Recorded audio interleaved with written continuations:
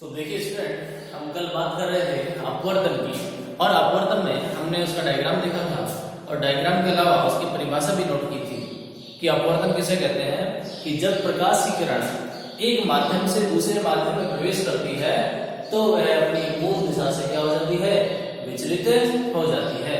और उसके लिए हमने एक ऐसा डायग्राम बनाया था इस प्रकार से कि मान लीजिए ये कांच की स्लेब है और हमने इसको कहा था ये जो है कांच है, ये माध्यम यानी माध्यम 2 है, माध्यम 2। यहाँ पर हम बात करें इसकी माध्यम, ये हमारे पास हो गया माध्यम 1 और माध्यम 1 क्या है हमारे पास भाई, क्या हवा। हमने कहा कि प्रकाश की किरण इधर से आ रही है, जैसे इसके अंदर प्रवेश करेगी अपनी मूल दिशा से विचलित हो जाएगी और बाहर निकलने से फिर अपनी दिशा बदल देगी। यहां से इसकी जो मुख्य दिशा थी वो डॉट डॉट डॉट करके हमने दर्शाई थी, ऐसे इस प्रकार से रेखा दर्शाई थी। तो इस प्रकार की जो घटना है वो क्या कहलाती थी, अपवर्तन।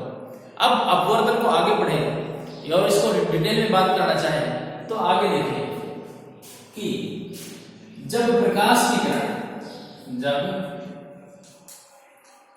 प्रकाश की किरण, जब प्रकाश की किरण हमारे पास देखिए यहाँ पे हमने देखा था, यहाँ पे क्या होता था, अविलंब होता था, ये आपतित, अपवर्तित और ये अविलंब। अब देखिए कि जब प्रकाश की किरण, जब प्रकाश की किरण सघन माध्यम से विरल माध्यम में प्रवेश करती है, सरल माध्यम से विरल माध्यम में प्रवेश करती है, तो वह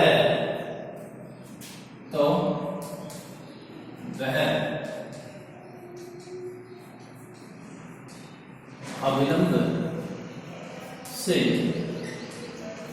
दूर हट जाती है, अविलंब से दूर हट जाती है।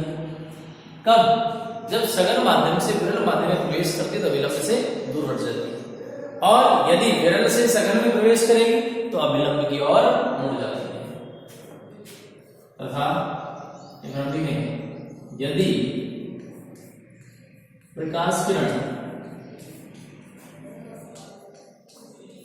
विरल से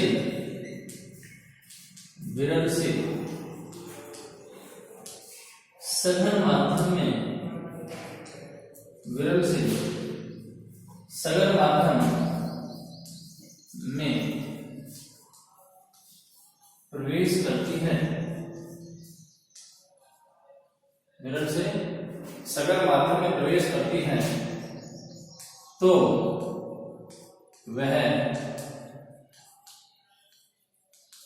अविलंब की ओर मुड़ जाती है, अविलंब की ओर मुड़ जाती है। क्या लिखा कि जब प्रकाश किरण सघन माध्यम से विरल माध्यम में प्रवेश करेगी तो अविलंब से दूर हट जाएगी, और विरल से सघन में जाएगी तो अविलंब की ओर मुड़ जाएगी। इस प्रकार की ये भी डिटेल है किसके बारे में, अपवर्तन के बारे में, कि अविलंब की तरफ कब मुड़ेगी, अविलंब से दूर कब हटेगी, ये भी जानकारी अपवर्तन के साथ में। तो देखने पर डायग्राम बना के कैसे होता है, यहां बना देता हूं मैं, या फिर इधर देखने देखिएगा। यहां हमने कांच की स्लेब बनाई, यहां जो प्रकाश किरण आई, ठीक है। मान लेते हैं ये हमारे पास कैसा माध्यम है, ये सघन माध्यम, और ये वाला माध्यम कैसा है, विरल माध्यम। कैसा माध्यम है, विरल। तो सघन से विरल में आएगी तो क्या होगी, ये हमारा अविलंब है, तो इससे कहां चली जाएगी, दूर हट जाएगी। क्या हो जाएगा, इससे दूर हट जाएगी, ऐसे इस प्रकार से चलती है, सघन से विरल में आएगी। ये हमारा क्या है, अविलंब। ये क्या है, आपतित किरण। ये क्या है, अपवर्तित किरण। जब सघन से विरल में आई, अविलंब से दूर हट गई।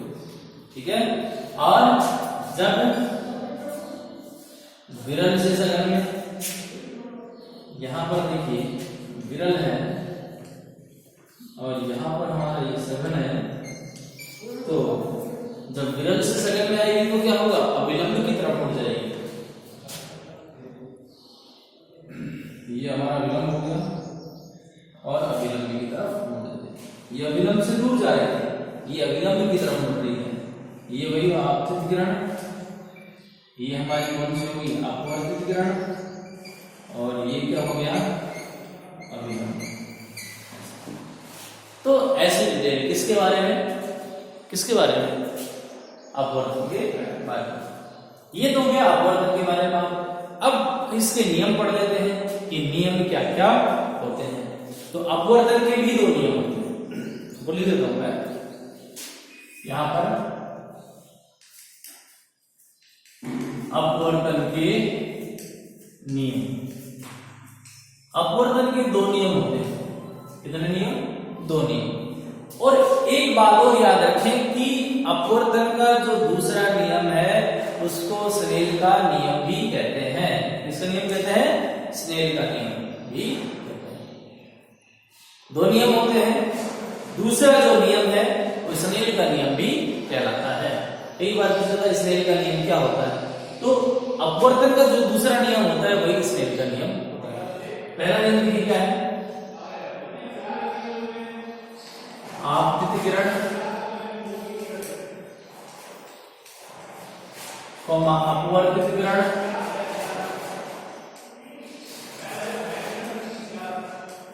व अभिलंब तीनों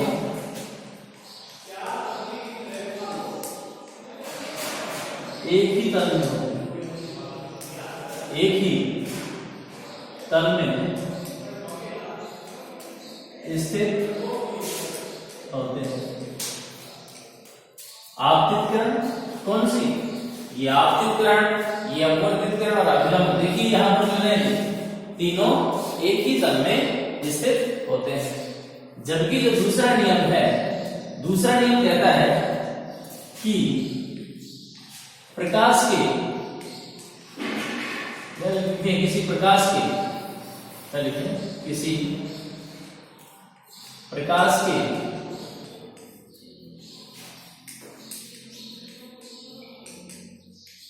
निश्चित, किसी प्रकाश के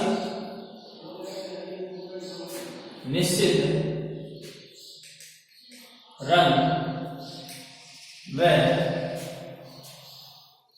निश्चित युग्म के लिए, वह युग्म के लिए आपतन कोण की जा, प्रकाश के किसी निश्चित रंग व युग्म के लिए आपतन कोण की जा, आपतन कोण की जा, और इसको लिखेंगे साइन आई, तथा अपवर्तन कोण की जा, अपवर्तन कोण की जा साइन आर का अनुपात,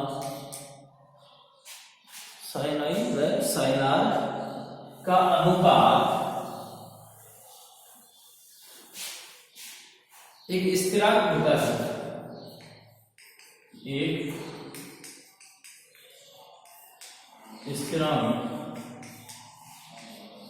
होता है।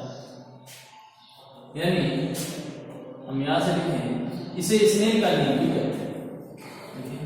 इसे स्नेल का नियम भी, स्नेल का नियम भी कहते हैं। निश्चित रंग और निश्चित युग्म के लिए, निश्चित रंग और निश्चित युग्म के लिए आपतन कोण की जा साइन आई और अपवर्तन कोण की जा साइन आर का अनुपात एक स्थिरांक होता है, जिसे किससे लिखते हैं, म्यू से लिखा जाता है। यानी म्यू बराबर sine i upon sine r. ये क्या है? म्यू क्या है? एक स्थिरांक है। यहां ऐसा भी लिख सकते हैं sine i upon sine r बराबर स्थिरांक। ये दूसरा जो नियम था वैज्ञानिक स्नेल ने दिया था, इसलिए इसको स्नेल का नियम भी कहते हैं। तो ये हमारे पास दो नियम हो गए।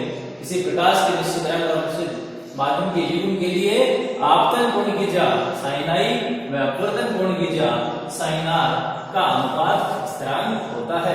इसे क्या कहते हैं? स्नेल का नियम भी कहते हैं।